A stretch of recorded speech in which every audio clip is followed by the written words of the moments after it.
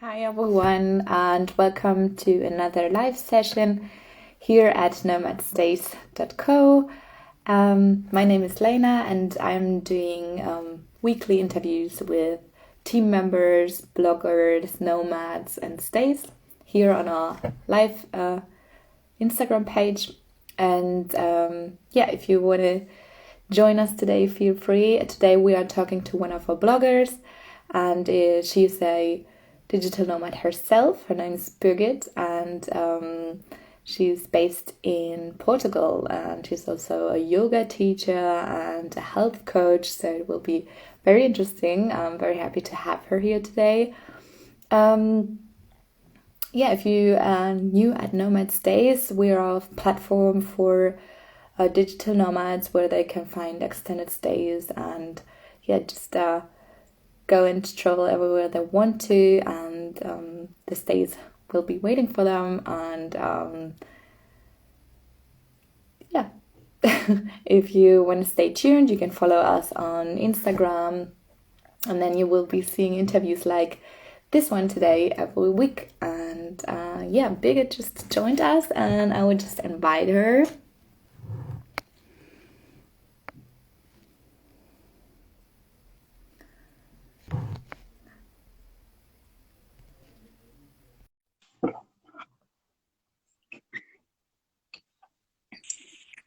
Hi there. Hi. How are you? I'm good. So thank you for having me here today. Thank you. Thank you for being here. I was just introducing you to everyone out there as a yoga teacher and health coach, and also as one of our bloggers and digital nomad. But that's a bunch of things. So maybe just tell us a little bit about yourself. Okay. So my name is everyone calls me B because my name is really difficult for unless you're German, it's really difficult to say, which is Birgit, but I am actually Italian. Okay. I'm 42 years old, and I have been kind of like a nomad all my life. I have been traveling and living all over the world. Australia, Virgin Islands, America, Paris, Milan, Italy. Well, I'm from Rome, so I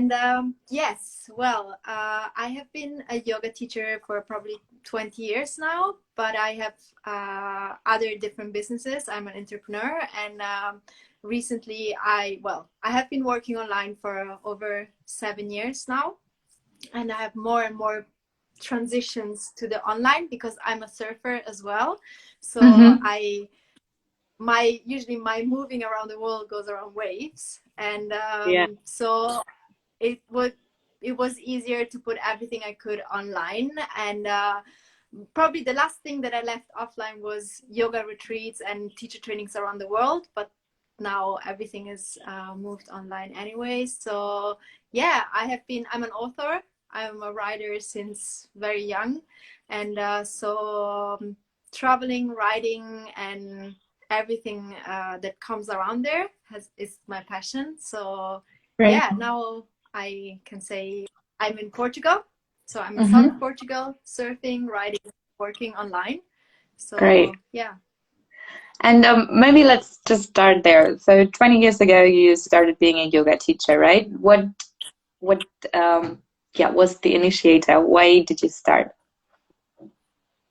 Well, why did I start? I started, teaching maybe a little bit less, but I started yoga over 20 years ago. So I was in my maybe 18.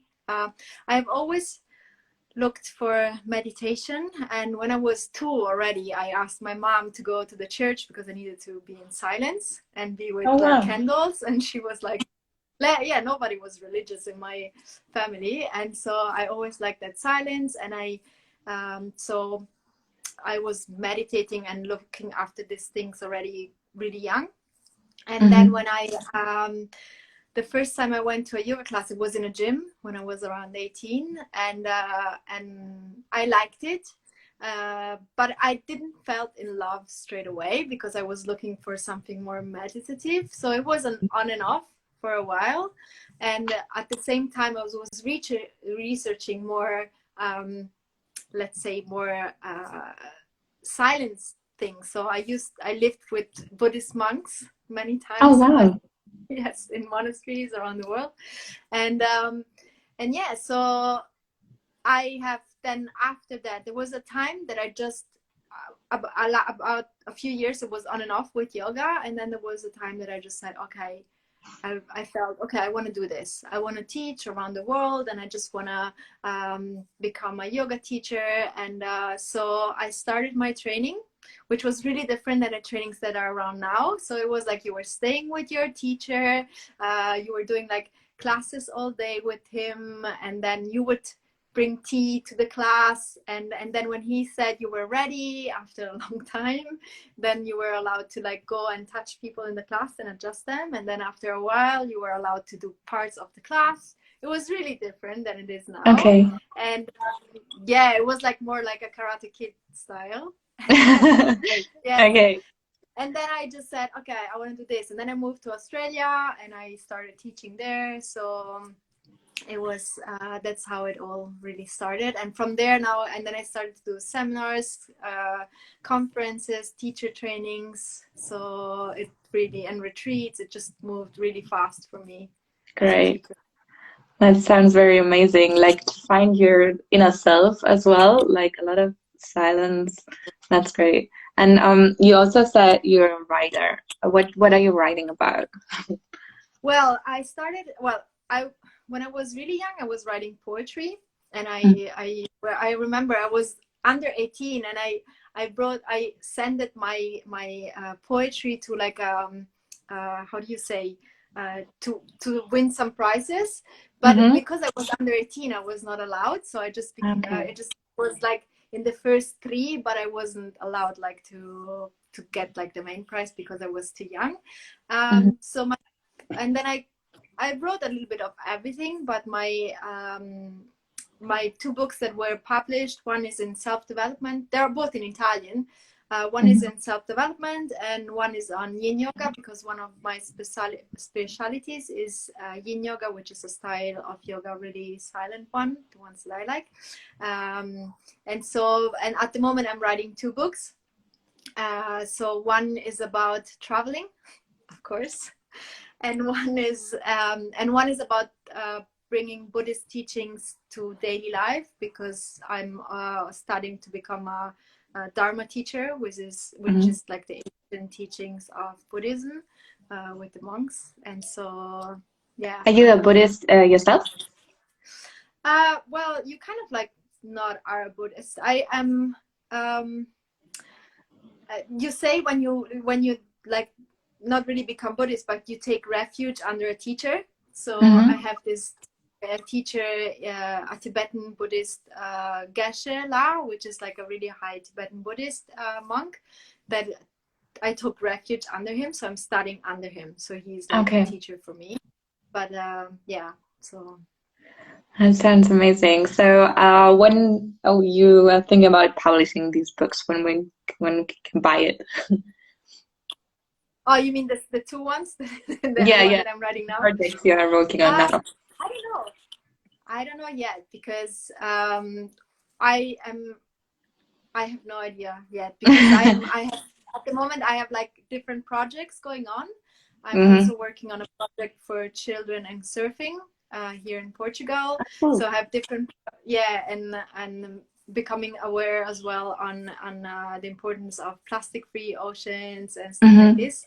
Plus all my other businesses. So the writing got a little bit like, they're already halfway through, both of them, but it got a little bit like stopped in the last few months. But I'm starting to go back to them. So it could be like around the maybe end of summer.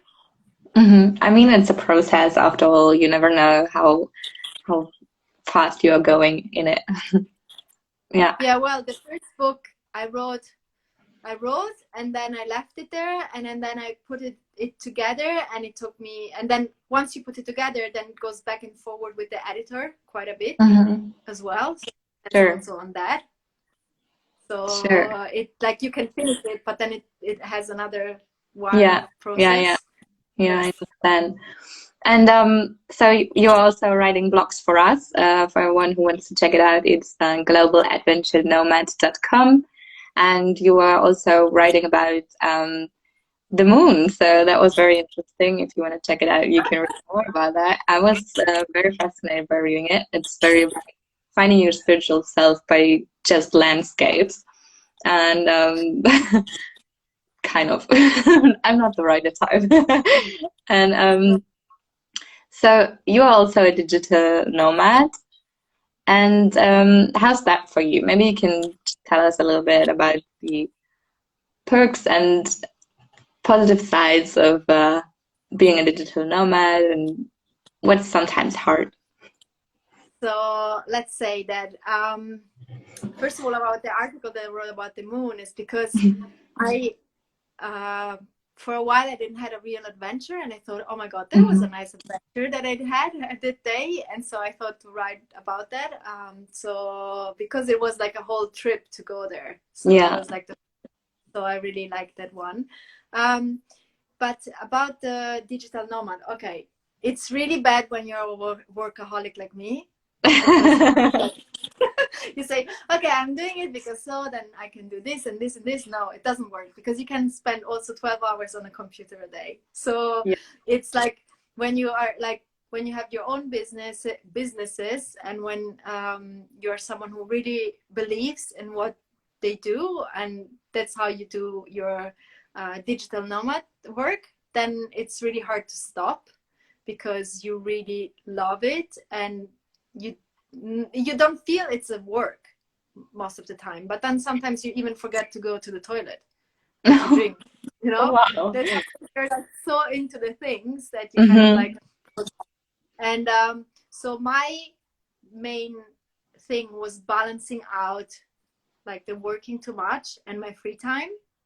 So I force myself now, when I remember, to have one day free a week, and I got forced. Yes, you can see that someone knows my day off. Yeah, it's today. Because that, like, it became something that everyone had to know, so that I remember it. So everyone who works knows that like there is a day off.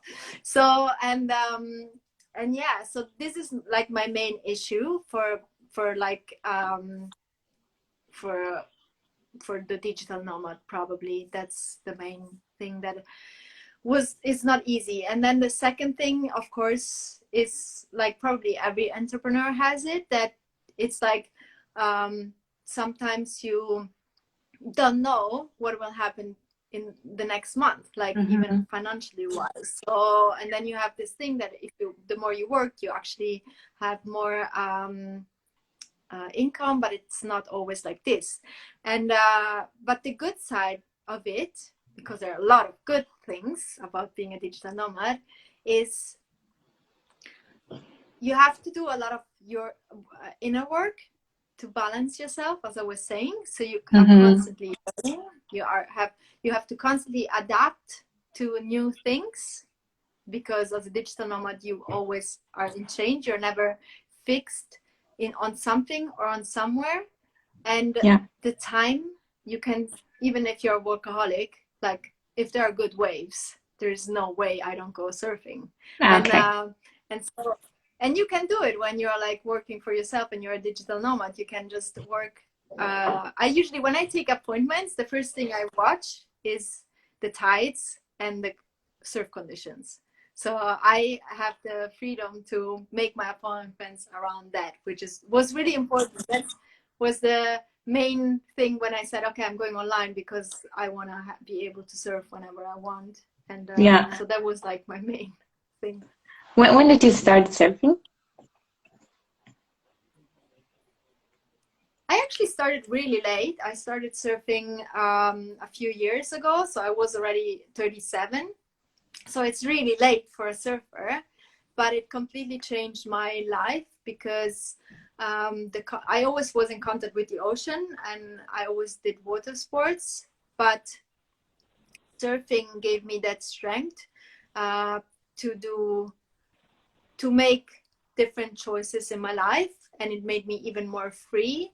And it made me also leave abusive marriage, because it gave me that strength. So so let's say that it has changed my life since I started it, and it made me want Great. to travel more. Yeah, sure. And you were mentioning in the beginning some countries where you've been.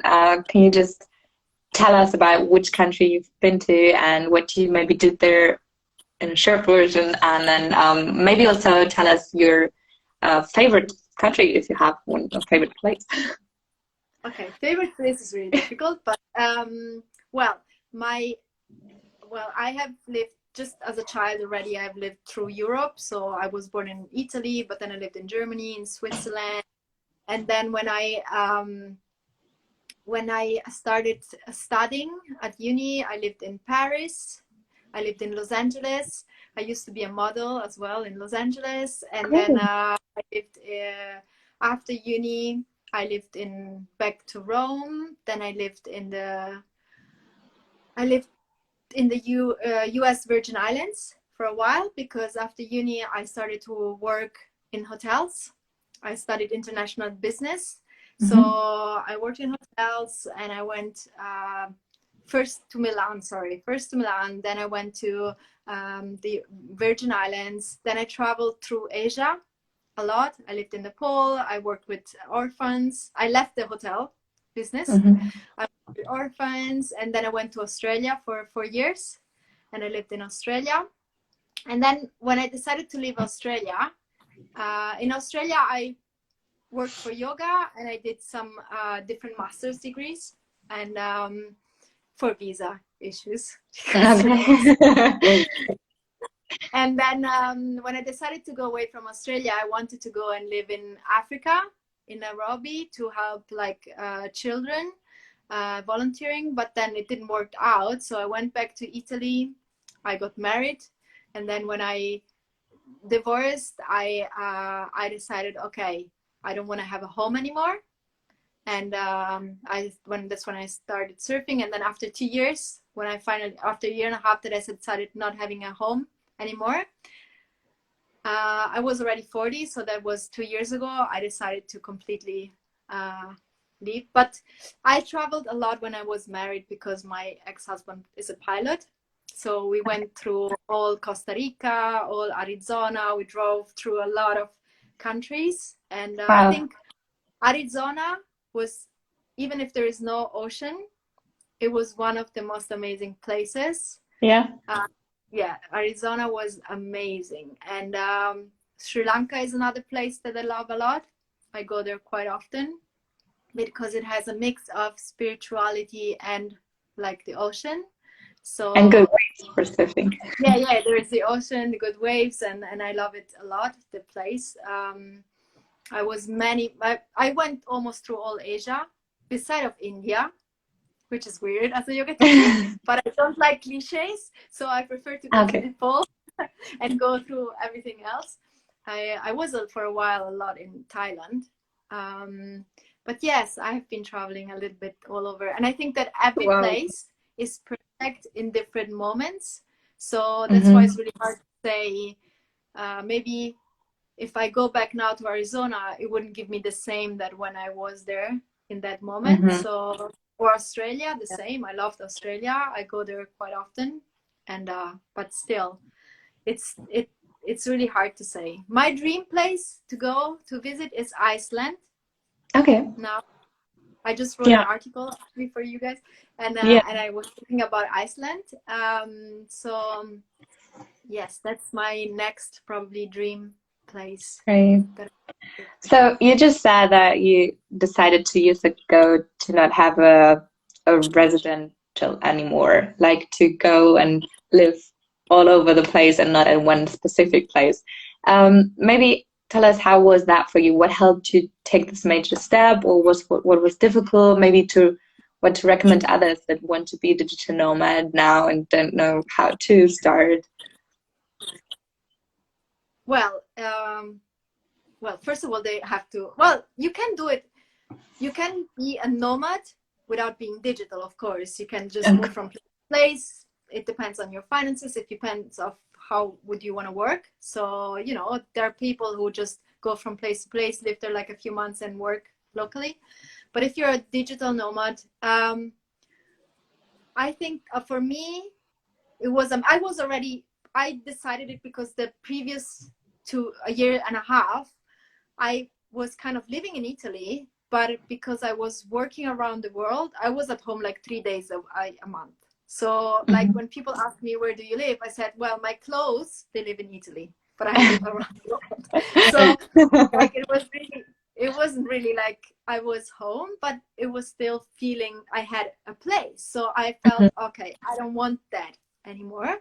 So I remember the night that I left that security, which is something that it was the most amazing thing for me on one side. And on the other side, I was like, oh my God, like I don't have securities anymore now. And like, so I remember that last night that I spent in my apartment, which was already all empty. And I remember that was really like, okay, now I don't have securities. I don't know whatever will be in my future. And so from there, I had retreats still booked. So I was traveling around Morocco. I was traveling around already Portugal to work and not work. But I think that the main thing that pushed me to do it, it was the hunger for adventure. And I think that this is something so big that is bigger than fear of doing it. So I think that once you are in it, it's fine. It's probably just the pre-thought of it, if someone has fear, that can stop you. But I think that you have to just keep on feeling in, like, on your why you want to do it. So mine was getting that adventure, constant adventure of unknown. And when I was scared, I would just keep on tapping into that why. That is what I do for everything. For my businesses, when I feel that I'm insecure, I just tap into the why I'm doing it. And that helps. Yeah. That's what I noticed as well. Like if you really want to go that way, you will find a solution to do it if you just go there and do it somehow. Yeah. And you are also teaching as a health coach, not only as a yoga teacher. And so I was reading that you were saying that you help people to get the happier version of themselves. What is major aspects to do that, to be the happier version? I mean, we all want that, right? So what I can tell you, well, I studied as a health coach as well, but I have my yoga schools online. So I've been helping people for like over 15 years to be more happy in their minds. But recently I changed a lot because I noticed I'm still having my yoga school and my coaching going through that. But I have noticed unless you have also your like 360 degrees of like feeling good, so also your financial part, you can't really be happy because you always are worried for something. So I'm helping people 360 degrees. So I started to be I changed my focus, my coaching in business coaching more, so that people could align to their dreams. Okay. So it's like a business spiritual coaching. Yeah. So people, the first thing I ask to people is, if you don't know what you want, because the main problem of people, if they don't really, they want to be happy, but they don't really know what makes them happy. Like it's just a vague idea. Like Steve Jobs used to say it, like the main problem of people is they don't know what they want. And so you just feed them of what they want. That's what he was doing with Apple. So the first thing I ask people to make them happy is like, just imagine your perfect day. What do you want in your perfect day? And at the beginning, they say, oh, I just want to be on an island on holiday. But at the end, if you make them think, but you need kind of a mission to do so, they kind of understand that happiness is something different, is deeper. And it comes through helping others as well. So having a digital nomad business that actually is good for you, but is also good for the world, is helping you to understand and to become more happy. So I guide people through that process. Yeah. Starting from where you are to where you want to be. Yeah. And do you have a lot of happiest version? Yeah. And do you have a lot of digital nomads out there as well that are asking you how to become a happier version of themselves, or what are the main persons that are looking for? Mainly the people who wants to transition. So Okay, mainly so people everyone. who wants to, mainly people who wants to transition from not being a digital nomad to become a digital nomad. Mm-hmm. Especially now, also many yoga teachers, for example, which had to transition online, and they, after a year of trying online, they understood that just putting yoga classes on Zoom, it doesn't make sense. Yeah. So, or I have one of the girls I'm coaching, like she's transitioning and bringing her dream online, and that's what I'm doing. I'm just helping people, normal people, to find their purpose and dream. So digital nomads, usually they already kind of like, some of them feel they have it already, so they don't need it 100%, but mainly is helping people who are not to become one. Yeah, great. And so you are based in Portugal for since last year, or Since lockdown. Since the and first lockdown. But you came there I for lockdown? It was just coincidence. no, because I wanted to change my residency. So I was looking for a place that I could leave my stuff a little bit. Like I didn't Mm-hmm. want it to leave it in Rome in my parents' place for too long. It just mentally I didn't want it. So I said, okay, I want to have a place that I can leave my stuff. It has to have nice weather, nice people, and waves, and then I can travel from there. And so I researched, of course, the whole world. And Mm-hmm. then after doing that, I said, okay, I just come here. And then so what I did at the end of the year last year, I brought my stuff here to like stay a little bit here and research around and see. But then after 2 months, lockdown came. So I stayed here, and I'm still at the moment here. So I changed at least 6 times house. So Oh wow. I'm nomading in the same area, but Yeah, yeah. No wedding so inside Portugal. And would you yeah, I'm recommend nomading. Portugal for other nomads or digital nomads? Is it a great place for staying there such a long time? So it is full of digital nomads, especially the area where I am. And I'm in south of Portugal in the Algarve, and I have never spoken Portuguese probably to people because it's all Northern Europe is here.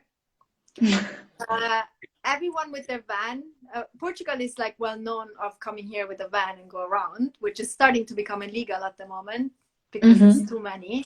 So all the digital nomads with their van are actually here, and they made their home kind here around Portugal at the moment. So you think you're here and you see like all these dark people, but actually they're all blonde with blue eyes. They're all Swedish or German. You hear more German than Portuguese Oh here. wow, really? Yeah. So At least it's they like can a say the name correctly.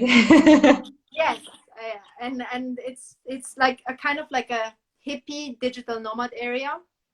So it's full of vegan, organic places to Yeah, eat, yeah. and so it's like a really funny place to be, and it, yeah, probably it's a really good place to come as a digital nomad. Sure. So yeah, absolutely. Cool. And so you are writing blogs for us, and you are probably writing stuff for yourself. Do you feel like you have established kind of a niche as well for you? What would you title it? Actually, I have different niches because I do different things. So Mm-hmm. I have the one niche is the yoga niche. Let's say, like in Italy, I followed a lot with yoga, but it all goes under a big umbrella of that maybe freedom and happiness. And then I have this other umbrella in more in English, which is I also have like a group. It's called the Laptop Freedom Lifestyle, and it's all about laptop lifestyle, but also self-development. So finding your happiness and freedom inside of you, and most time, I think that time and location freedom is like our biggest wealth at the moment. So that's what I'm trying to help people to be happy through not having to be free through time and location. Sure. Wow, that sounds amazing. So when someone out there wants to hear more about you or wants to contact you, where can we do that? Just on Instagram? How can we find you? Or you? Instagram is the best. I have websites and other things, but I think that Instagram is the more instant for me. I use Facebook as well, but I think that Instagram is my main, let's say, place where I contact people and they contact me. So yeah, Instagram is my favorite at the moment. So absolutely. Great. So everyone who wants to hear more about that and wants to talk to Birgit as well, just follow her on Instagram right now. And or you can also go check out our blog, which is globaladventurenomad.com, and there you will be reading about some spiritual things as well from her. And then I'm very happy that you've been here today with us and shared a little bit of your life story, which is a huge thing, and it's very inspiring what you did. And anything else you'd like to tell? Just thank you very much for sharing, for contacting me, and really for me, writing for you guys is like amazing, because I don't write a lot about traveling at the moment, so every time I write for you, it just brings me back to traveling, so I'm able to dream. So. That's great. That's so nice. So thank you very much, and hope you have a great day. Thank you. You too. Bye. Bye-bye. Yeah, thanks everyone for joining us today. I think it was very inspiring, and we all have a lot to learn still to get happier, every one of us. So if you want to, you can stay tuned and come back next week, where we'll be doing another live session. And hope you have a good day yourself. Bye bye.